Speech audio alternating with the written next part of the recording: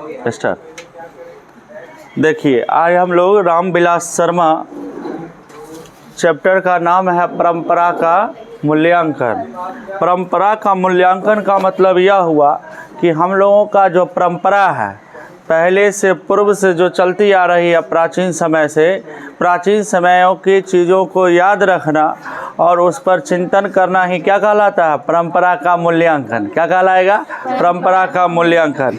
इस चैप्टर के लेखक हमारे कौन है? गदखंड के रामविलास शर्मा। कौन है?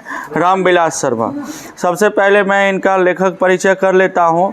रामविलास शर्मा हिंदी आलोचना के महत्वपूर्ण हस्ताक्षर। डॉक्टर रामविलास शर्मा का जन्म उन्नाव उत्तर प्रदेश के एक छोटे से गांव उच्च गांव में सानी में 10 अक्टूबर 1912 में हुआ था। ये आपका लाइन अंडरलाइन करने योग्य है, इसको अंडरलाइन कर लीजिए। ये जन्म वाला, वृत्ति, शिक्षा दीक्षा, इसके अलावे मृत्यु, ये 4-5 चीज़ें हमें अवश्य याद करना है। ये आपको ऑब्जेक्टिव में पूछता है प्रश्न। हिंदी आलोचना के महत्वपूर्ण हस्ताक्षर थे कौन? डॉक्टर रामविलास शर्मा। इनका जन्म कब हुआ था? 10 अक्टूबर 1912 ईस्वी को। इसको अंडरलाइन कर लीजिए। कहाँ पे हुआ था? उन्नाव, कानपुर से लगभग ये 100 किलोमीटर के पहले पड़ता है उन्नाव। उन्नाव में इनका जन्म हुआ था। उन्होंने लखनऊ विश्वविद्यालय से 1932 ईस्वी में बीए तथा 1934 ईस्वी में अंग्रेजी साहित्य में एमए किया था। बीए जो है इसका फुल फॉर्म क्या होता है? बैचलर ऑफ आर्ट्स होता है, जिसको हम लोग हिंदी में स्नातक कहते हैं। क्या कहते हैं हिंदी में? स्नातक। बीए की पढ़ाई ये कब किए थे? 1932 ईस्वी में। और साहित्य से पुनः इन्होंने एमए किया था। साहित्य क्या होता है? साहित्य हिंदी से रुचि रखने वाले कवि को या लेखक को क्या कहेंगे? साहित्य। साहित्य को इंग्लिश में लिटरेचर कहते हैं। लिटरेचर आप इंग्लिश में भी पढ़िएगा। बहुत सारे पोएट ऐसे हैं जो कि साहित्य से अभिरुचि रखते थे। साहित्य से अभिरुचि रखने वाले जो भी पोएट या कवि होते हैं या कवित्री होते हैं, उन्होंने आज हिंदी को जिला के जो रखा है, हिंदी को जो बचा के रखा है, वो साहित्यिक लोग ही ने रखा है। इसके लिए साहित्य का एक सबसे बड़े प्लेटफॉर्म मिलता है। राष्ट्रीय कवि संगम का नाम आपने सुना होगा। राष्ट्रीय स्तर पर कवि के लोगों कविता के माध्यमों से लोगों को जोड़ने का काम करते हैं, है ना। और साहित्य को बचा के रखना हम लोगों का कर्तव्य भी है। साहित्य बचा रहेगा तो हिंदी बचा रहेगा, साहित्य बचा रहेगा संस्कृत बचा रहेगा, साहित्य बचा रहेगा तो इंग्लिश बचा रहेगा। इंग्लिश में साहित्य को क्या कहते हैं? लिटरेचर। क्या कहेंगे इंग्लिश में? लिटरेचर। एमए का मतलब होता है मास्टर ऑफ आर्ट्स। एमए का मतलब क्या होता है? Master of arts. इसको हिंदी में बोलते हैं स्नातकोत्तर। क्या कहेंगे हिंदी में इसको? स्नातकोत्तर।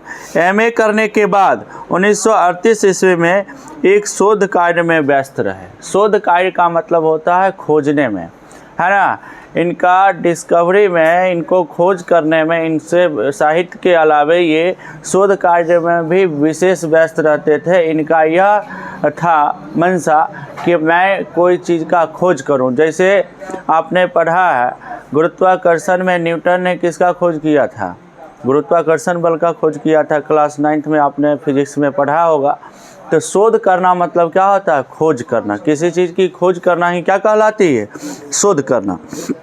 1938 से 43 ईस्वी तक उन्होंने लखनऊ विश्वविद्यालय के अंग्रेजी विभाग में अध्यापन कार्य किया।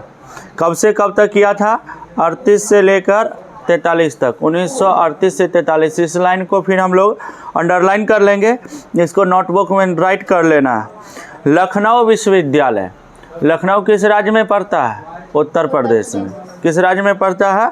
उत्तर प्रदेश में पड़ता है। वहाँ अंग्रेजी के अध्यापन में कार्यरत रहे। अंग्रेजी विषय के ये शिक्षक रहे, प्रोफेसर रहे। उसके बाद वे आगरा के बलवंत राजपूत कॉलेज चले गए।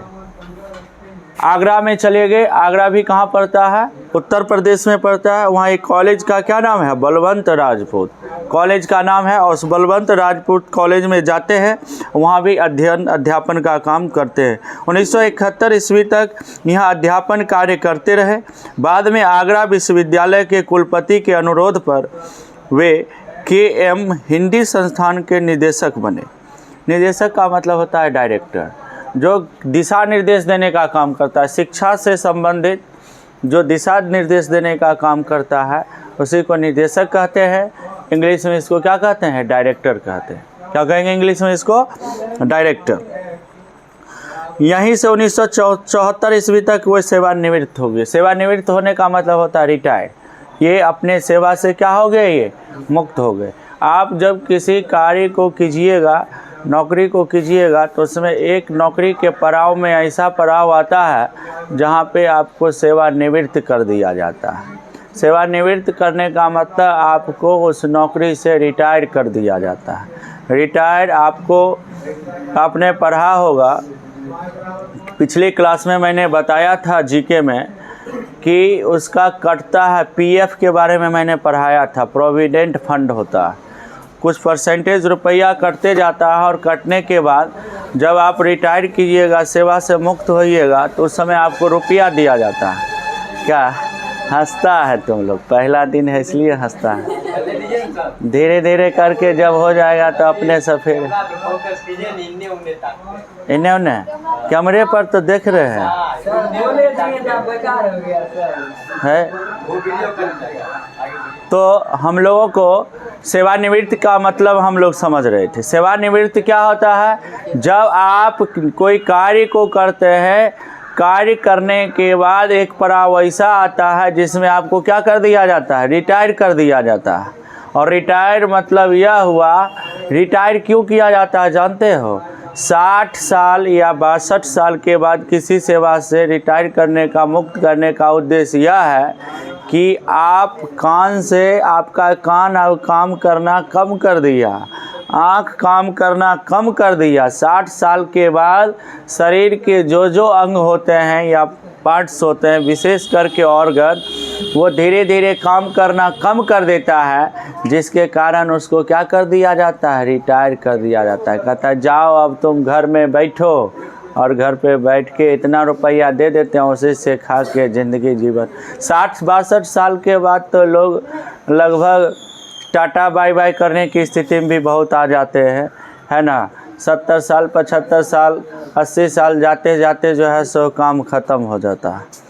तो सेवानिवृत्त का मतलब वही होता है, समझ गए? सेवानिवृत्त हो गए मतलब ये अपने कार्य से इनको रिटायर हो गया। 1949 से 1953 ईस्वी तक रामविलास जी भारतीय प्रगतिशील लेखक संघ के महामंत्री भी रहे। लेखक संघ का जो भी विभाग होता है ना, उस विभाग में एक संघ होता है। संघ का मतलब यूनियन। यूनियन जो होता है वह संघ की एकता होती है, वह उसकी शक्ति होती है।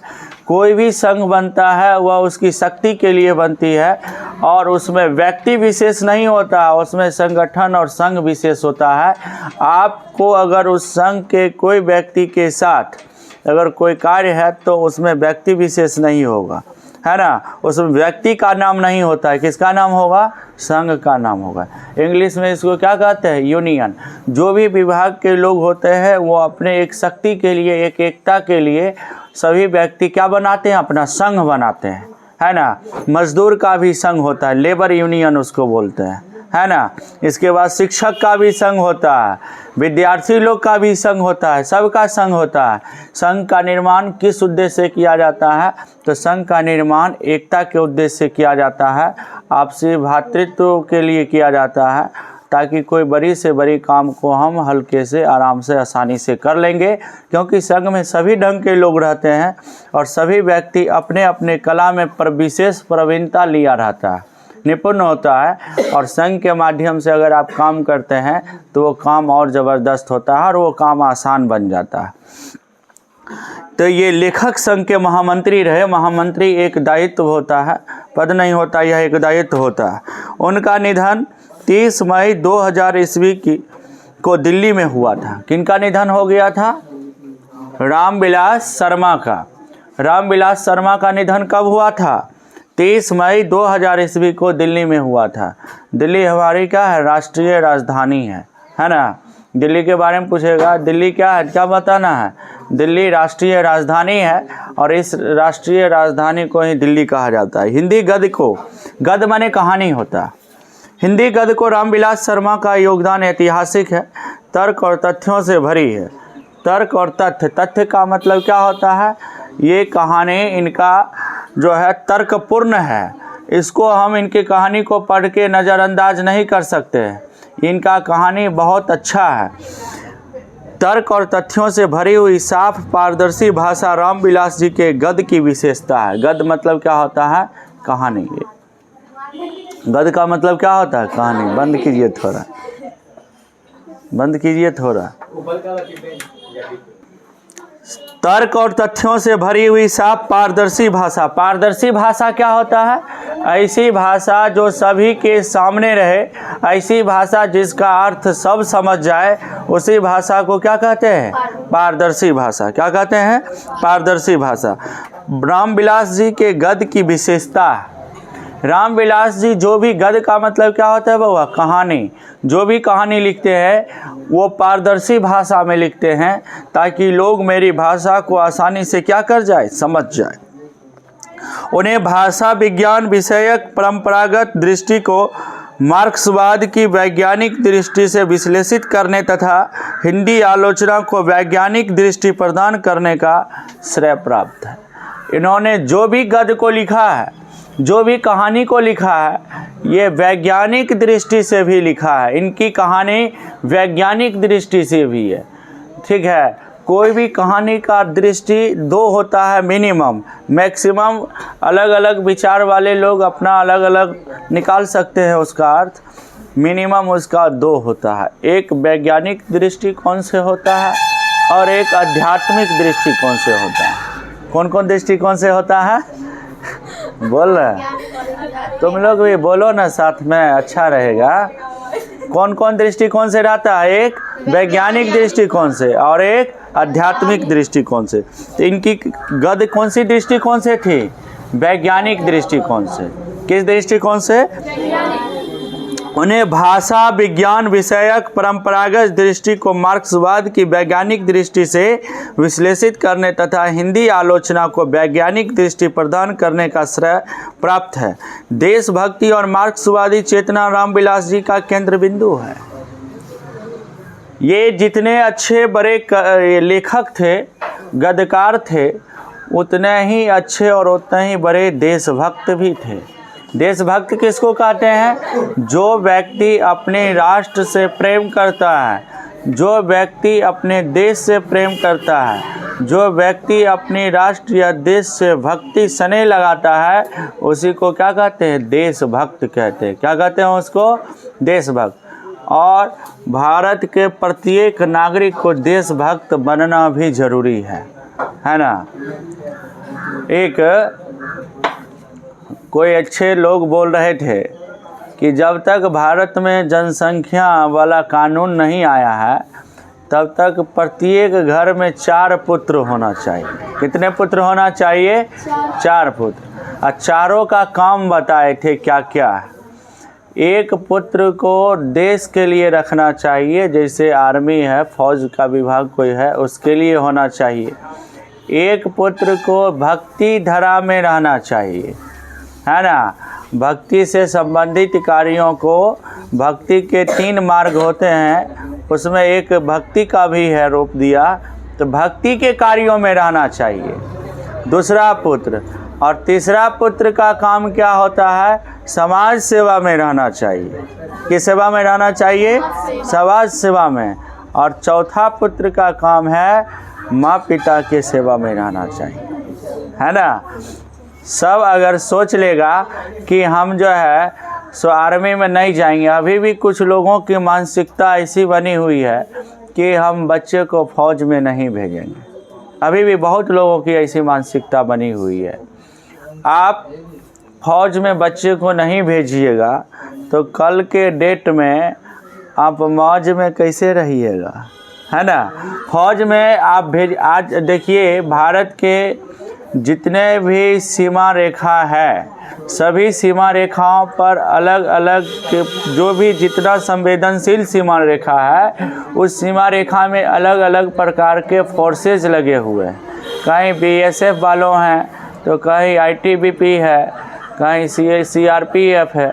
अलग अलग सीमा क्षेत्र में जो जितना संवेदनशील एरिया है, उस हिसाब से उस सीमा पर वैसे फोर्स को लगाए गए। क्यों? हमारी देश की रक्षा हो। देश की रक्षा होगा तब तो हम लोग चैन अमन चैन शांति से रात्रि में हम लोग सोते रहते हैं और वहाँ आर्मी वाले बेचारे ड्यूटी करते रहते हैं। क्यों? हमारी राष्ट्र की हिफाजत हो, हमारी राष्ट्र पर किसी भी प्रकार का आँच ना आए। आँच आने से पहले उसको क्या कर देना है? ऑपरेशन के माध्यम से ख़त्म कर देना। तो जब तक पीसीए नहीं आया है, तब तक हम लोगों को ये चीज़ विचार ज़रूर रखना चाहिए। और प्रत्येक घर से एक, अभी तो सरकार ने हम लोगों को और एक सुविधा दिया है बच्चे को आगे बढ़ने के लिए। अग्निवीर जैसे है ना, आर्मी का ही अभी रूप है, अग्निवीर का दिया है ना व्यवस्था। अग्निवीर के माध्यम से आप अग्निवीर से जुड़ के तैयारी करके आप राष्ट्र की सेवा कम से कम समय में कर सकते हैं, है ना। इसमें भी यह भी ज़रूरी है, हम लोगों को राष्ट्र से प्रति लगाव रहना चाहिए। राष्ट्र के प्रति अगर लगाव नहीं रहेगा तो भारत में जीने का मज़ा ही नहीं आएगा। राष्ट्र के प्रति अवश्य लगाव रहना चाहिए। तो देशभक्ति समझ गए सभी बच्चे। उनकी लेखनी से, लेखनी का मतलब कलम होता है। लेखनी का मतलब क्या होता है? कलम। लेखनी से वाल्मीकि और कालिदास से लेकर मुक्तिबोध तक की रचनाओं का मूल्यांकन प्रगतिवादी चेतना के आधार पर हुआ है। ये वाल्मीकि, कालिदास, मुक्तिबोध जितने भी लेखक हुआ करते थे, सभी लेखकों से संबंधित बातों को इन्होंने अपनी लेखनी के माध्यम से लिखते थे। सभी के विचारों को इन्होंने प्रकट किया करते थे। कौन? रामविलास शर्मा। उन्हें न केवल प्रगति विरोधी हिंदी आलोचना की कला एवं साहित्य विषयक भ्रांतियों के निवारण का आश्रय है, बल्कि स्वयं प्रगतिवादी आलोचना द्वारा उत्पन्न अंतर विरोधों का उन्मूलन का गौरव भी प्राप्त है। ये जब आप अच्छे कार्यों को करिएगा ना, तो आपका विरोध भी होगा समाज में। यह जीवन जो है, मैथ का एक चैप्टर है प्रायिकता पर आधारित है। आप जब किसी कार्य को करते हैं, प्रायिकता में आपने क्या परिभाषा पढ़ा था? प्रायिकता जो है संभावना पर आधारित है चैप्टर, है ना। कोई घटना हो भी सकती है और नहीं भी हो सकती। तो उसी प्रकार से पढ़ाई लिखाई भी है प्रायिकता पर आधारित। हम इतना मेहनत कर रहे हैं, सफल हो भी सकते हैं और नहीं भी हो सकते हैं, लेकिन कामना यही उद्देश्य लेके चलते हैं कि हम अपने जीवन में सफल हो जाएं। सोच यही होना चाहिए, यही अच्छी सोच है। तो ये भी जब लिखने के लिए, गद्य लिखने के लिए चले थे, लेख लिखने के लिए चले थे, तो उस क्रम में इनका भी आलोचना होता था, इनके गद्य की आलोचना होता था। आलोचना का मतलब यह होता है, इनकी गद्य की निंदा होती थी। निंदा का मतलब है ये जो लिखे ठीक नहीं है। गांव समाज में भी जो लोग अच्छी कार्यों को करते हैं, उनका भी आलोचना होता है, ये ठीक नहीं है, ये ठीक नहीं है ना। तो इनका आलोचना होता था और सभी आलोचना से ये बढ़ के सुनते हुए, सभी आलोचना, सभी निंदा को सुन के इन्होंने आगे बढ़ा और आगे बढ़ने के साथ साथ इन्होंने गद्य में एक पद और एक बड़ी प्रतिष्ठा को क्या किया? हासिल किया। कौन? रामविलास शर्मा। आगे देखिए, अब आने वाला है पैराग्राफ, ये आपको परीक्षा से संबंधित पैराग्राफ सब है, ये बहुत इम्पोर्टेंट है ये सब। रामविलास जी ने हिंदी में जीवनी साहित्य को एक नया आयाम दिया है। हिंदी साहित्य को जिलाने में, बचाने में अगर मदद किया है तो रामविलास शर्मा का भी उसमें एक महत्वपूर्ण योगदान है। उन्हें निराला की साहित्य साधना पुस्तक पर साहित्य अकादमी पुरस्कार भी मिला। किन्हें? रामविलास शर्मा। साहित्य के क्षेत्र में मिलने वाली एक पुरस्कार होती है, जिस पुरस्कार को क्या कहते हैं?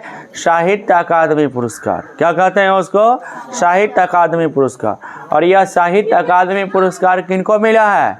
रामविलास शर्मा को। पूछेगा साहित्य के क्षेत्र में दी जाने वाली पुरस्कार कहलाती है क्या? साहित्य अकादमी पुरस्कार। और सबसे पहले साहित्य अकादमी पुरस्कार किन्हें मिला? रामविलास शर्मा को, याद रखिएगा। उनकी अन्य प्रमुख रचनाओं के नाम हैं। कौन कौन सी चीज़ का रचना किए हैं? ये सभी लाइन आप अंडरलाइन कर लीजिए, ये परीक्षा उपयोगी है।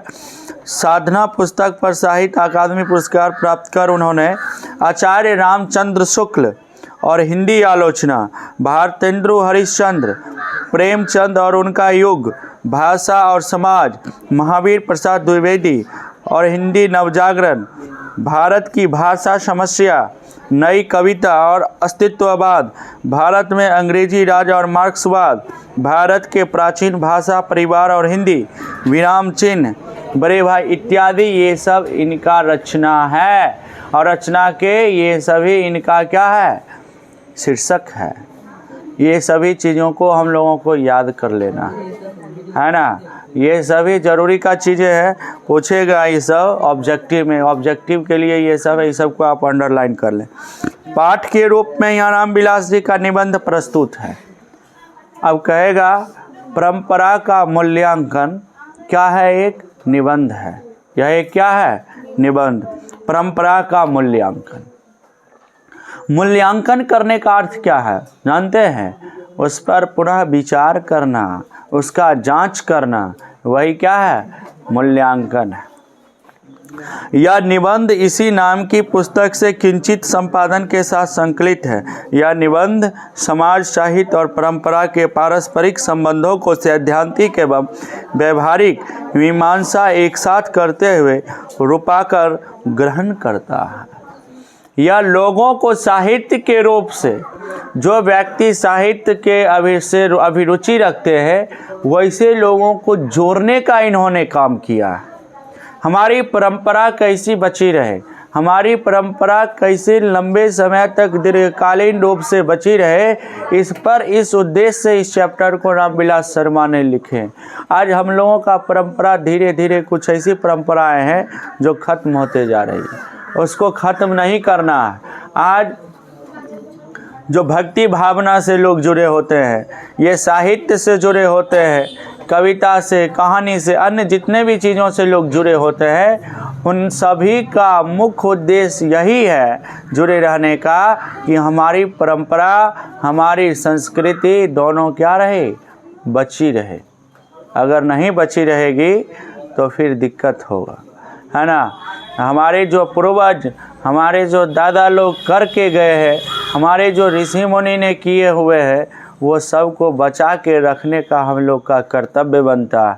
और इसी कर्तव्य के मार्ग को देखते हुए सभी प्रकार के लोग अपने अपने कार्यों में जुड़े हुए हैं। एक कथावाचक का काम है कथा कह के लोगों को जोड़ के रखना, और अपनी परंपरा, हमारी धरोहर, हमारी संस्कृति कैसी बची रहे, वहाँ पे उसका मनन होता है, चिंतन होता है, उसका विचार होता है। एक शिक्षक का काम है बच्चों को अपने आधार से, बच्चों को जैसे ये चैप्टर है, चैप्टर को अच्छी तरह से समझाना, अपनी परंपरा संस्कृति को बताना। एक कवि का काम है साहित्य से अभिरुचि रखकर कविता लोगों को सुना के एक दूसरे को आपस में जोड़ना और जोड़ कर रखना, और जुड़े रहना बहुत ज़रूरी है ना। अपनी परंपरा, मैं कौन हूँ, क्यों आया हूँ, मेरा क्या काम है, ये जिस दिन हम लोग अच्छी तरह से जान जाएंगे, उस दिन हमारी परंपरा और संस्कृति अच्छी तरह से बची रहेगी। और ये सब चीज़ों पर हम लोग को विचार भी करना चाहिए। आज भाग दौड़ की दुनिया में, व्यस्ततम ज़िंदगी में हम लोग बहुत कुछ ऐसी वस्तुएं हैं, बहुत कुछ ऐसी चीज़ें हैं जिसको छोड़ते चले जा रहे हैं। ये सब नहीं होना चाहिए, उस पर विचार करना चाहिए। एक बार पूरे 24 घंटे में एक बार 5 मिनट के लिए अपने राष्ट्र के बारे में सोचना चाहिए। जैसा कि अभी आपने पढ़ा, रामविलास शर्मा जी देशभक्त भी हुआ करते थे। राष्ट्र के बारे में सोचना चाहिए, अपनी संस्कृति के बारे में सोचनी चाहिए, अपनी हमारी परंपरा मूल कर्तव्य क्या है इसके बारे में सोचनी चाहिए, और जहाँ कमी लगे उस पर काम करना चाहिए। सबको हम नहीं सुधार सकते हैं, सबको सुधारना संभव भी नहीं है, लेकिन हम खुद से अगर मेहनत कर ले और खुद के मेहनत से अगर मैं खुद सुधर जाऊं तो स्वतः सब सुधर जाएगा। और भारत देश एक ऐसा देश है जो कॉपी बहुत करता है।